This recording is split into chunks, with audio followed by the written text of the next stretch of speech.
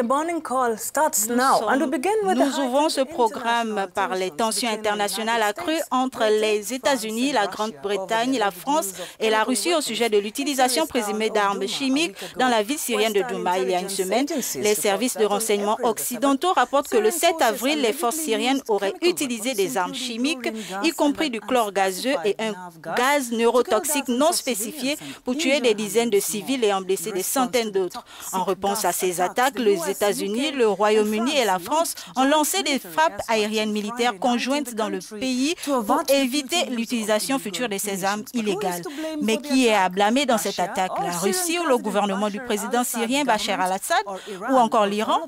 Le jeu de blâme continue. En effet, Linette, c'est une bonne question. Et pour tenter de mieux comprendre justement les tenants et les aboutissants de cette crise, nous avons en ligne au téléphone depuis Paris, en France, Karim Yahyaoui, consultant en géostratégie. Monsieur Yahyaoui, bonjour. Alors, qu'est-ce que vous tirez comme leçon des frappes effectuées par les USA, les États-Unis, la France et Londres en Syrie? Les leçons retenues, si nous pensons à la guerre de 2003, les bombardements en Irak, chose qui a été catastrophique et avec des conséquences dramatiques jusqu'aujourd'hui. Aujourd'hui, les États-Unis, la France et l'Angleterre ont outrepassé l'autorité des Nations Unies, à savoir bombarder des soi-disant cibles produisant des armes chimiques. Résultat, qu'en est-il? Personne n'en a retenu la moindre leçon et je pense que cela peut avoir des dommages collatéraux assez graves dans le temps parce que la Russie ne laissera pas faire aussi de tels agissements. Donc l'histoire nous montrera comment se passeront les choses. Karim, les alliés de la Syrie ont mal réagi à cette décision. La Russie parle d'un manque de respect et promet de réagir. Que peut-elle faire, à votre avis? Quelles sont les options qui s'offrent à la Russie? Comme je vous disais, la Russie ne sera pas dépassée surtout dans sa région, dans cette région-là. La seule base en Méditerranée qu'elle dispose, c'est en Syrie à Tartous. Donc, nous pensons qu'elle équipera l'armée syrienne avec des équipements de DCA, de défense anti-avion, et permettant de se défendre.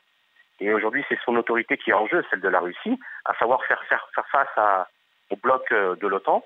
Si aujourd'hui elle est dépassée par les États-Unis, la France et l'Angleterre, cela aura des conséquences dramatiques sur notamment les négociations sur la région. Karim Yahyaoui, vous êtes en France, à Paris. Est-ce que vous pouvez nous parler des réactions sur place de la part de la classe politique, mais aussi de l'opinion publique française, concernant donc les frappes françaises également sur la Syrie?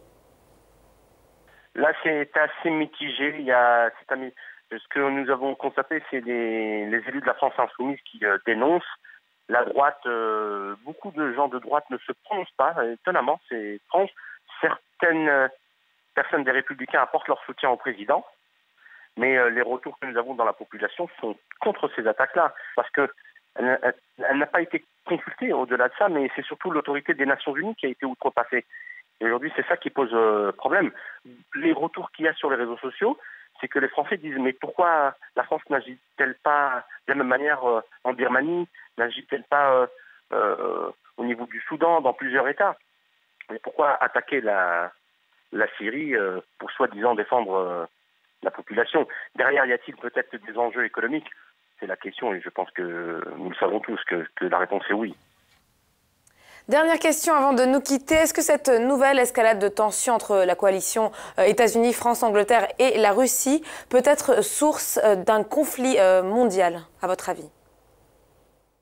Personne ne le souhaite, mais ce sont des prémices qui sont annonciateurs de beaucoup de choses très négatives.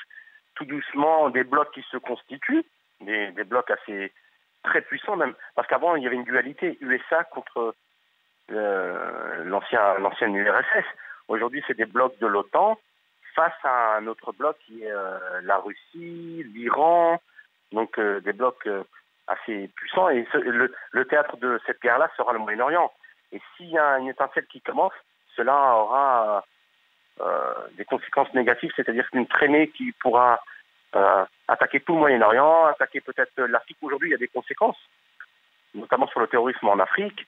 Et beaucoup craignent aussi la réaction de certains pays arabes et des populations, des diasporas qui vivent dans beaucoup de pays européens. Comment vont-elles réagir? C'est ça qui pose problème aujourd'hui. Merci à vous pour votre éclairage sur notre antenne, Karim. Karim Yahyaoui, expert et consultant en géostratégie, qui s'exprimait depuis Paris, en France. Après des tensions croissantes autour de la crise en Syrie, place au journal de l'Afrique.